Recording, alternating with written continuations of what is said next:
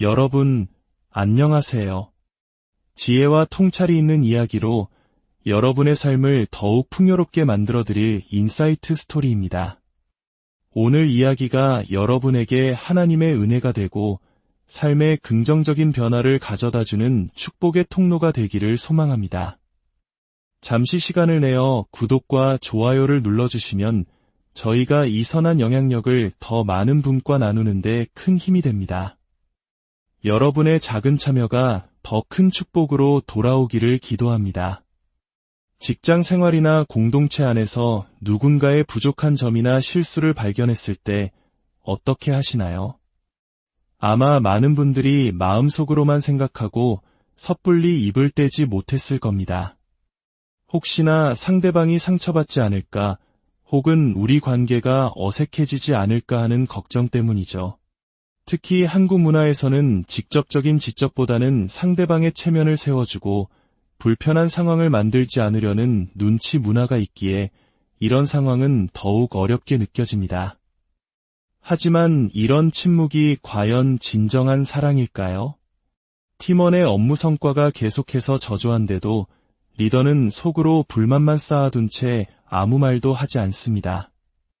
몇 주가 지나고 불만은 점점 커져 결국 배우자에게 혹은 다른 팀원에게 뒷담화처럼 터져나옵니다. 그러다 마침내 더 이상 참을 수 없는 지경에 이르면 갑자기 그 팀원을 불러 호통을 치거나 심지어 해고를 통보합니다. 영문도 모른 채 비난을 받게 된 팀원은 이렇게 말하겠죠.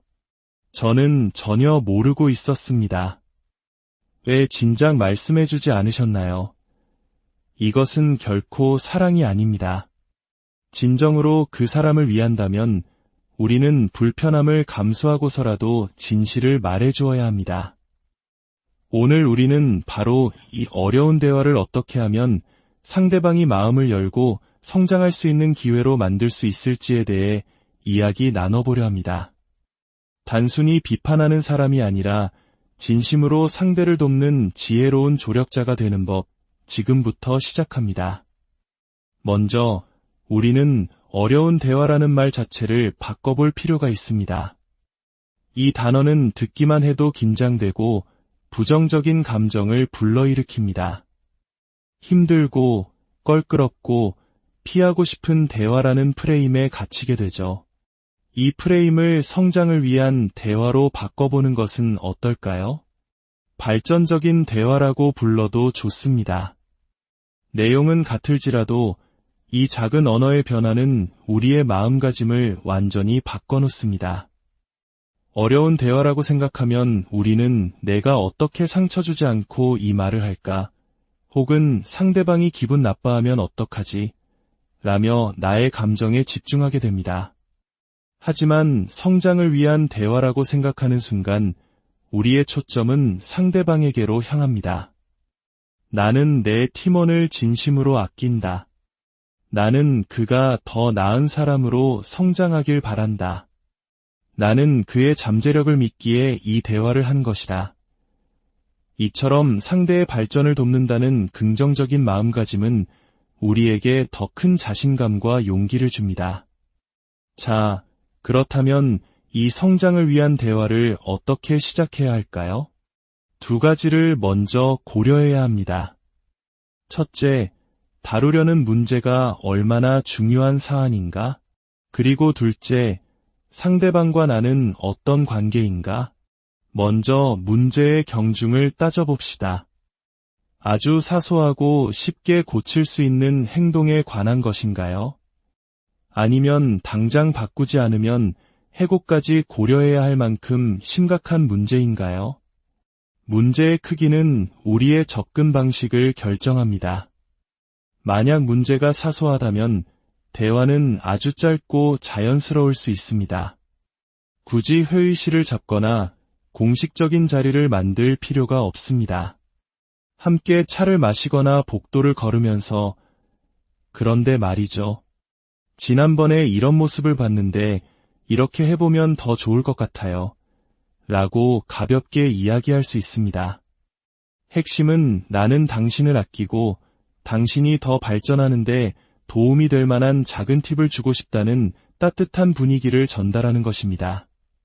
하지만 문제가 심각하다면 접근 방식은 완전히 달라져야 합니다. 이때는 공식적인 미팅을 계획하고 대화에 앞서 충분히 생각하고 준비해야 합니다. 때로는 제3자, 예를 들어 인사팀 담당자나 다른 상급자를 배석시켜 대화의 증인이자 조력자로 삼는 것도 좋은 방법입니다. 그리고 이 대화는 반드시 기록으로 남겨두는 것이 좋습니다. 서류에 서명을 받는 절차가 냉정하게 보일 수도 있지만 이는 오히려 모든 것을 투명하게 공개하고 상대방에게 변화의 필요성을 명확히 인지시키는 공정하고 사랑이 담긴 행동입니다. 다음으로 상대방과의 관계를 고려해야 합니다. 이제 막 입사한 신입사원이 직속 상사에게 개선점을 이야기하는 것과 오랜 시간 함께 일해온 동료나 부하 직원에게 조언하는 것은 당연히 달라야 합니다. 한국의 직장 문화에서는 특히 선배와 후배, 상사와 부하 직원 간의 관계가 매우 중요하기에 이 점을 더욱 세심하게 고려해야 합니다. 친구처럼 가까운 동료에게는 편안하게 다가갈 수 있겠지만 상사에게는 최대한의 예의와 존중을 담아 조심스럽게 접근해야 합니다. 이 모든 것에 앞서 가장 중요한 전제 조건이 있습니다. 어떤 대화를 하든 상대방이 당신은 나를 아끼고 나를 믿고 있다는 사실을 느끼게 해야 한다는 것입니다. 이것이 바로 안전망입니다. 당신이 하는 모든 말이 사랑과 신뢰, 그리고 상대에 대한 가치를 인정하는 마음에서 비롯되었다는 안전망이 있다면 상대방은 쓴소리도 약으로 받아들일 준비를 할 것입니다. 안전망을 충분히 깔았다면 대화를 시작할 때는 변죽을 울리지 말고 명확하고 솔직하게 핵심으로 들어가야 합니다. 점심이나 먹으면서 얘기하자며 불러내서 슬쩍 폭탄을 던지는 식은 최악입니다. 이는 상대방을 기만하는 행위입니다. 차라리 이렇게 시작하는 것이 좋습니다. 만약 상대가 동료라면 예전에 누군가 저에게 정말 도움이 되는 조언을 해준 적이 있었어요. 저도 당신에게 그런 사람이 되어주고 싶어서요. 라고 운을 뗄 수 있습니다. 만약 당신이 상사라면 당신은 우리 팀의 정말 중요한 사람이고 나는 당신의 성장에 더 투자하고 싶습니다. 당신이 한 단계 더 발전할 수 있는 부분에 대해 함께 이야기하고 싶어요. 라고 말하며 대화를 시작하세요.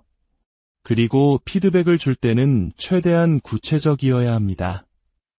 회의 때 태도가 안 좋던데 와 같은 모호한 말은 아무런 도움이 되지 않습니다. 태도가 안 좋다는 것이 구체적으로 무엇을 의미하나요? 회의에 자주 늦는다는 것인가요? 인상을 쓰고 앉아 있다는 것인가요? 아니면 다른 사람의 의견을 무조건 반박한다는 뜻인가요? 대신 이렇게 말해야 합니다. 회의 시간에 좋은 아이디어가 나왔을 때 함께 미소 지으며 격려해주고 적극적으로 질문하며 참여하는 모습을 보여주면 팀 전체에 훨씬 더 긍정적인 에너지를 줄 수 있을 것 같아요. 이처럼 상대방이 어떤 행동을 하기를 바라는지 명확하게 그려주어야 합니다. 그리고 당신의 말을 다 전한 후에는 반드시 상대방에게 생각하고 질문할 시간을 주어야 합니다. 진심으로 이렇게 물어보세요. 제 이야기에 대해 어떤 생각이 드시나요? 혹시 질문이 있으신가요? 기억하십시오. 당신이 말했다고 해서 상대방이 곧바로 이해한 것은 아닐 수 있습니다. 특히 예상치 못한 지적을 받으면 사람은 본능적으로 방어적이 되기 마련입니다. 머릿속으로 변명거리를 찾느라 당신의 말을 제대로 듣지 못했을 수도 있습니다. 그렇기 때문에 저는 대화의 3분의 2쯤 지났을 때 이렇게 다시 확인합니다. 제가 드린 말씀을 어떻게 이해하셨는지, 앞으로 이 부분에 대해 어떻게 개선해 나갈 수 있을지 직접 말씀해 주시겠어요? 이를 통해 우리는 서로 같은 생각과 목표를 공유하고 있는지 확인할 수 있습니다. 그리고 만약 상대방이 작은 변화라도 보인다면 즉시 알아채고 칭찬해 주십시오. 바로 그거예요. 우리가 이야기했던 바로 그 모습입니다. 정말 잘하셨어요. 보상받은 행동은 반복됩니다. 그들의 노력을 인정하고 축하해 줄 때 긍정적인 변화는 계속해서 일어날 것입니다. 이제 정말로 심각한 문제에 대해 이야기해 봅시다. 이 부분을 개선하지 않으면 더 이상 함께 일하기 어려운 상황이라면 당신은 상사라는 모자를 확실히 쓰고 대화에 임해야 합니다. 때로는 친구처럼, 때로는 코치처럼 다가갈 수 있지만 이때만큼은 조직의 리더로서 명확한 태도를 보여야 합니다. 미팅 약속을 잡고 아침에 미리 오늘 오후에는 중요한 사안에 대해 이야기 나눌 겁니다. 라고 알려주어 상대방이 마음의 준비를 할 수 있도록 하십시오. 기습적으로 공격해서는 안 됩니다.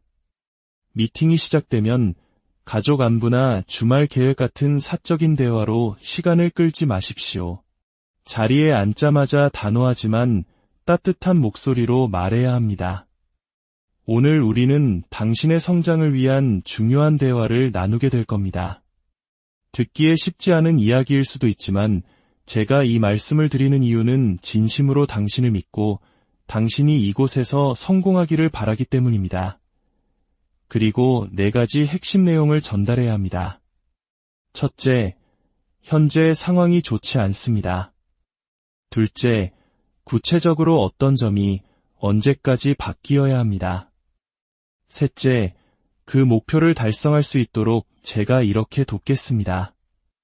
넷째, 만약 그때까지 변화가 없다면 당신의 역할에 대한 조정이 불가피할 것입니다. 이 4가지를 명확히 전달하고 필요하다면 성과 개선 계획서와 같은 서면으로 정리하여 공유하십시오.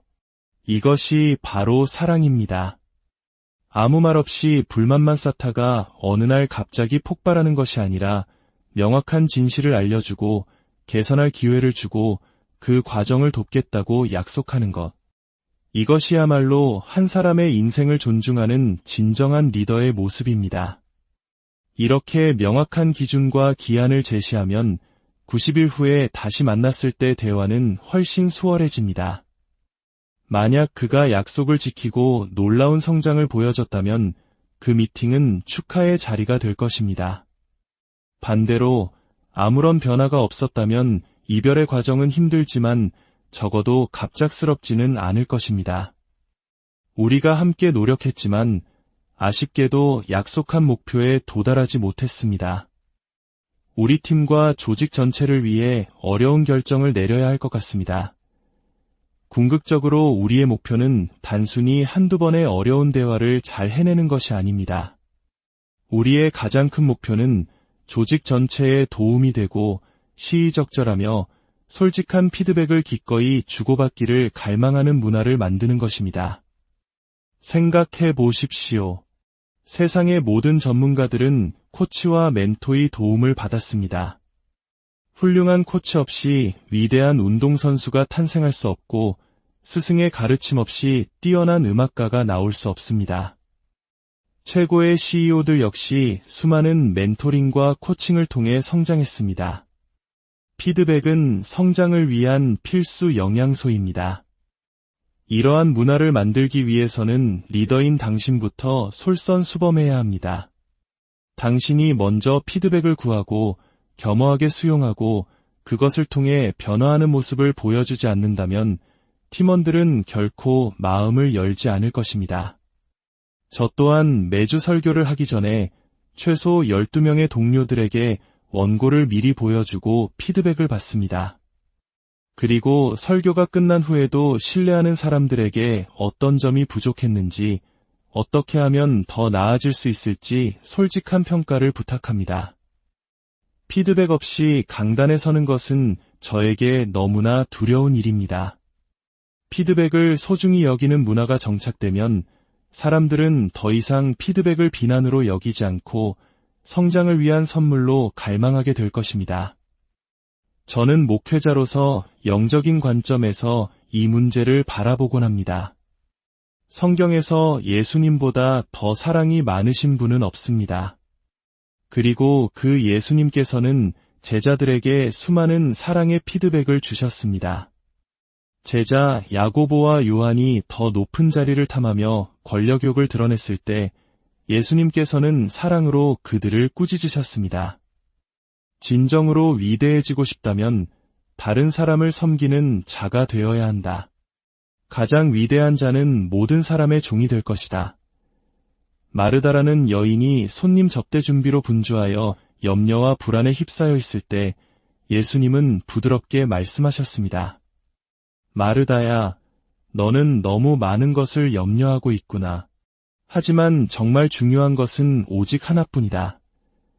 그분은 그녀의 불안을 지적하며 더 중요한 영적인 가치에 집중하도록 이끌어 주셨습니다. 폭풍우 속에서 두려움에 떠는 제자들을 향해서는 어찌하여 믿음이 없느냐? 내가 너희와 함께 있음을 왜 믿지 못하느냐? 고 물으시며 그들의 믿음을 일깨워 주셨습니다. 이처럼 진실을 말해주는 것은 가장 깊은 사랑의 표현입니다. 1분 경영의 저자이자 저의 좋은 친구인 켄 블렌차드는 이렇게 말했습니다. 오늘날 성공적인 리더십의 핵심은 권위가 아니라 영향력이다. 그리고 그 영향력은 힘이 아닌 사랑에서 나온다. 여러분이 팀원을 진심으로 아끼고 사랑한다면 용기를 내어 진실을 말해주십시오. 당신이 사랑으로 진실을 전할 때 그들도 언젠가 당신에게 똑같은 선물을 돌려줄 것입니다. 도움이 되고 시의적절하며 정직한 피드백을 통해 당신 또한 더 나은 리더로 성장하게 될 것입니다. 그리고 우리는 모두 알고 있습니다. 리더가 더 나아질 때 우리 모두가 승리한다는 사실을 말입니다.